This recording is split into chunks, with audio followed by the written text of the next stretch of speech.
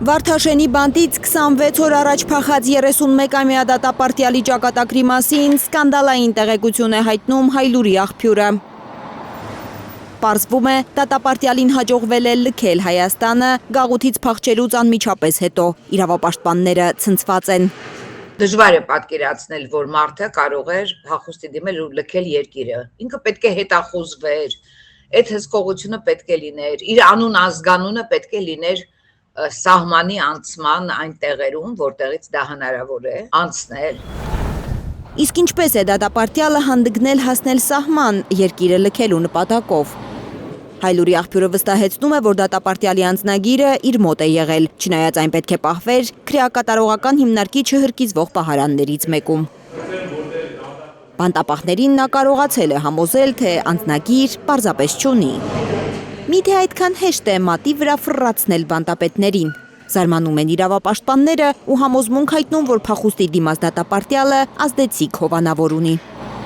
Եթե չունենա հովանավոր, բարձր հովանավոր, նա չի կարող լքել երկիրը։ Կարող էր պատահել միայն այն դեպքում, երբ ինչ-որ մեկի հրահանգով նրան հեռացնեին երկրից։ Գաղութի փշալարերից այս կողմ անցած ու հանրապետությունից դուրս եկած դատապարտյալը պահվելիս է եղել ցածր անվտանգային գոտու մեղմ պայմաններում առանց պահակախմբի, հայտնում է քրեակատարողական ծառայությունը, չհստակեցնելով փախուստի հանգամանքները։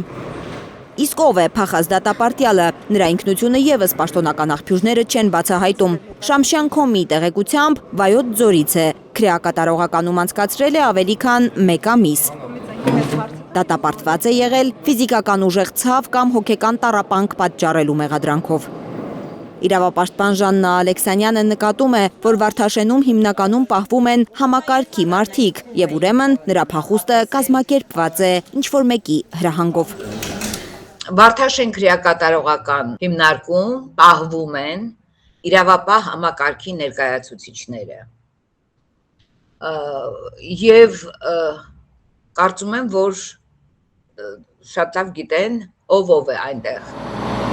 Դատապարտյալի Հայաստանը լքելու մասին տեղեկությունը հաստատելու կամ հերքելու խնդրանքով Հայլուրը գրավոր հարցում է ուղարկել ազգային անվտանգության ծառայություն։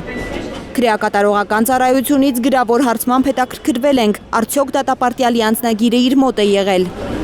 Իսկ քննչական կոմիտեին դիմել ենք հարցով։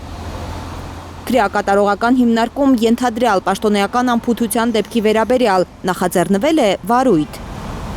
Քննչականը առայժմ միայն հայտնում է, որ վարույթ կա պատիժը կրելուց խուսափելու հոդվածով եւ որ մեկ մարդու նկատմամբ հետախուզում է հայտարարվել։